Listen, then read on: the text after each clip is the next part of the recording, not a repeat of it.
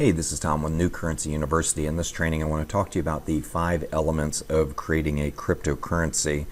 And I like to tell people that there's a direct parallel between what we're doing and, say, TCP/IP. A lot of people don't know what that is. Well, in 1990, Tim Berners-Lee created a software called TCP/IP, or he introduced it to society. It actually was founded by ARPANET during the 80s.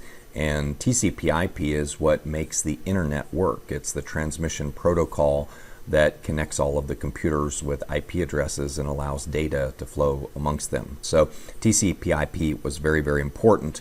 Another important technology, and by the way, that was introduced in 1990, and so that's when emails and websites and e-commerce and mobile, all of that became possible.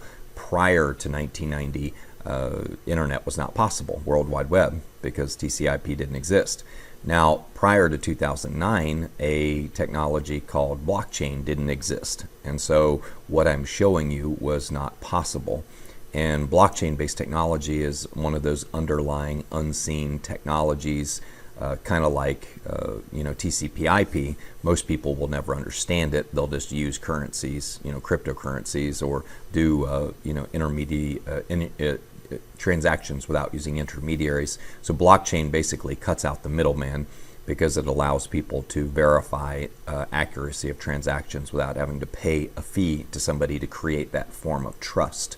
And so, for example, we pay our banks money to create a bond of trust between each other when we transfer money to each other. With the blockchain, we don't need that, okay, because the blockchain actually does it for us, and so we don't have to pay the bank a fee anymore. Now, when you think about post-2009, now bankless banking is now possible. Kind of like post-1990, email was possible. There are still people who go to the post office every day and mail letters, and that's crazy. Not especially when you can do it for free, and you can add attachments, and you can add videos, and there's just so much more you can do with email today than you can with traditional mail, but people still choose to go to the post office. And I like to say that's the definition of insanity by Einstein. He says, keep doing the same thing over and over, expecting a different result. And so when we look at the 5 elements of cryptocurrency, blockchain is what makes it possible. It was created in 2009. Satoshi Nakamoto published a white paper, and then he published an application called Bitcoin. A lot of people think Satoshi Nakamoto, they called it Bitcoin early on, but really it was blockchain-based software that made it possible. Now, on top of blockchain, there's some elements that have to go into place, and they have to go in this order, by the way. Okay, a lot of companies get criticized because they start mining operations, and it looks like an investment scheme, and everybody calls it a Ponzi scheme until they, of course, get merchants, which is the 4th and final component. So if you're going to create a cryptocurrency, just know it's got to be done in this format, because it's kind of getting the cart in front of the horse type thing, or what crossed the road first, the chicken or the egg, things like that. But when we look at this example here, an algorithm has to be created. So you get to play Janet Yellen or Ben Bernanke for a day. Those were our current and former Federal Reserve Chair people. But when you think about creating an algorithm by definition is a mathematical equation that produces a predictable result or an expected result. Okay, so when you create an algorithm and you say, listen, I'm going to release coins every time somebody comes up with an equation that equals 5. So I go 2 plus 3, and the algorithm produces coins. Okay, so that's producing an expected result. Okay. Especially if that equation can't be used again. That could be another thing I could say is, okay, the equation can only be used one time. So the next time I want more coins, I've got to say 1 plus 4, or 95 minus 100, or whatever. But I've got to create equations that equal 5 to get coins out of it. All right, and that would be that's a simple explanation for an algorithm. Okay, I know there's some technical people out there that are probably cringing, but irregardless. When you create your algorithm, you're going to determine the number of coins or equations that need to be solved to create coins. Okay, and once those equations are used, they can never be used again. So that's very unique. Then you determine the rate of distribution. How many coins am I going to produce every 10 minutes? Or how many coins am I going to produce every 1 minute? So you've got to regulate the flow of coins into the marketplace. So, you're not doing 100,000 coins one day and 1 million coins the next day, and you're flooding the market. Okay. And then also you have to determine like a competition ratio is how is the price affected based on the number of people competing to try and figure out those equations. There has to be some type of logarithmic scale that affects price. And then ultimately, when you do get out onto the exchanges, when you get into the technology section, all of a sudden the coins start being traded, free traded, if you will. Then the market determines the price. But an algorithm in the beginning, you can help determine the pricing on it as well. And so I think it's important for you to understand this is something most of you will never be involved in. But what's the algorithm of the United States government? Well, it's the Federal Reserve. They determine the number of coins, they figure out the rate of distribution. So when you think of the algorithm, think of the Federal Reserve or the European Central Bank or the Bank of England. And so the algorithm's important because that's where the money is originated. And by the way, at the Federal Reserve, they do print the money out of thin air. They create serial numbers and they print it. And just like a digital currency does. So a lot of people say, well, digital currency doesn't have any value. And I'm like, well, explain how the dollar does.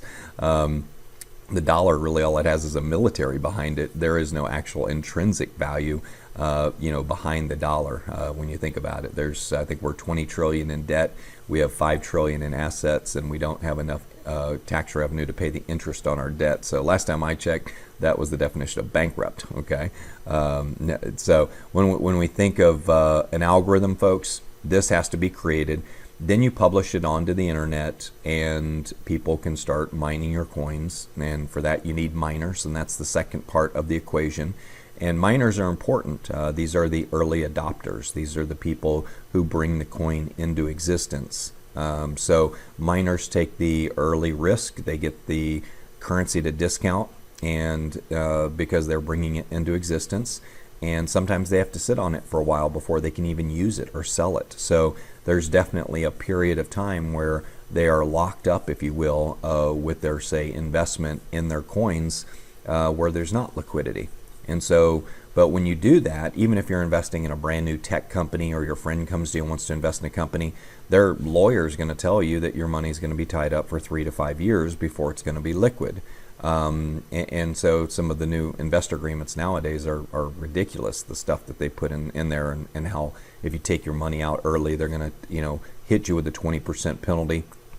So miners, I like to call them the cryptocurrency investment bankers. They bring the currency into existence, and when they do, they have the option to save it, spend it, or sell it. But miners is a very unusual word. I mean, a miner takes basically a raw ore of gold and sells it to somebody who turns it into a finished product like jewelry. So miners are coal miners. We think about that. They're taking a raw product and turning it into something like energy or something of value. So miners are important, and it's a good word, but it's an odd word. I like to call us cryptocurrency investment bankers because we bring money into existence for businesses, for customers, for ourselves. And so who are the miners of the traditional world? Okay, well, if Congress calls the Federal Reserve and says we've just authorized $1 trillion of paper to be printed and serial numbers, then the Federal Reserve then has to have somebody put that paper or serial numbers into the marketplace. So they call on the investment bankers, in the countries like Bank of China, and they call on governments. They call on, the big financiers, JP Morgan, and they say, hey, we're going to issue another $1 trillion in debt this year, and we need you to sell it to the general public. Okay. And so miners, we're kind of like the JP Morgans that we're going to bring it into existence, and then we're going to put it into circulation. Okay, so when you think about that, that's our role. And then once you have all these coins that are starting to be mined, in the beginning with Bitcoin, there was no liquidity, there was no wallets. I mean, it was very raw. It was just an idea that people were latched onto, but it started to work, and of course Bitcoin proved the model. It did work. Okay, even Richard Branson says he believes it's working, and he believes that even bigger currencies will come along now that the model's been proven. And so miners are super important. We get the currency at a discount, and when it hits our account, we benefit the greatest. So if you want to make money in cryptocurrency, you want to become a miner. Okay. Now, mining is not like the old days where you had to buy computers and figure out networking and video cards and downloading scripts and stuff. You don't have to do that anymore. Okay, mining is as simple as putting some digits in a box and hitting enter. Okay, if you can buy something on Amazon, you're overqualified to be a miner. You've got mad skills. Okay, so you'll be fine. Don't worry. A lot of people look at that and go, "Oh, I don't want to become a miner. I got to be like a technical geek." No, no. You just got to know how to shop on Zappos, and you're good. So anybody can do this. Technology. When we look at the technology. You got to have e-wallets in place. Once you start growing and you got traction and people are trusting your currency, you got to have the e-wallets, and then you got to have an exchange, where they can buy and sell it. Okay, and then I got to remember in Bitcoin early on, there weren't many exchanges at all. Many of them were in Asia, far away. You had to send your money. I mean, there was not one in the United States, that was for sure. But it just the technology is so important that you've got to put it in place. You could have the e-wallets. It's kind of like you've almost got to have a PayPal type platform that people can plug into, and OneCoin probably has the best platform as far as user-friendly platform, where people can just plug in, buy a package, mine some coins, and have the ability to spend it, say on their Deal Shaker platform. So e-commerce is another form of technology that you need to have. And so I have a lot of people that say, well, this makes it look like an investment scheme. And that's usually what they look like for the first 2 or 3 years. I mean, heck, Bitcoin still looks like an investment scheme because so few retailers are taking it around the world, but that is picking up. And but the reason retailers aren't taking it is because it's been too volatile. But the more turnover they get in Bitcoin, the more stable it will become, hopefully price-wise. But I think you're going to see a massive escalation in price. And honestly, people are just going to be intimidated. They don't want to buy a $1,000 or $2,000 Bitcoin. It scares them away. Now, once you have these in place, it's kind of like everybody in OneCoin. They're calling it a Ponzi scheme. Well, I got news for you. Once you can start selling it or spending it, it's no longer a Ponzi scheme. So you can just eliminate that word from your vocabulary. Okay. A Ponzi scheme, by the way, is when you take in new money to pay off old investors. And OneCoin has never been in the business of paying off old investors. There's never been any interest promised. There's never been any recurring commissions. It's all been a single purchase, single commission platform. And by definition, it can't be a Ponzi scheme, okay, when you look at it. So those who say it's a Ponzi scheme, they're speaking out of ignorance, and they don't know the legal definition of one. So at no time has OneCoin promised a return or interest or a recurring return to anybody. And so I just want to make that very clear, that their business model is very squeaky. It's beautiful. Okay, and that's why they've won their lawsuits in all the different countries they've been challenged in, is because they have the winning business model. Now, once you have all this in place, folks, and you have your algorithm and your miners and your technology, then you got to have the merchants. Okay, we call it focusing on usability of the coin and the ability to spend it. And so when you look at OneCoin, they've got their Deal Shaker platform, they've got their mobile app builder, they're going to have an iMall. I mean, they're going to have everything for businesses that want to come here and, I like to say, be involved in the chamber of cryptocurrency, where we get businesses involved in starting to take digital currency. So this is the business model of, and by the way, you can't set up the merchants first and then the algorithm and then the minings. You got to have the coins in circulation. And like right now, only 10% of the OneCoin blockchain has been mined so far, but there are enough coins out there where people can start selling them and using them for business. They have the e-wallet in place. They're putting up the new exchange here. They're getting ready to go public, which is going to be very exciting. And then the e-commerce aspect with the mobile app platform and Deal Shaker has allowed merchants to come on board.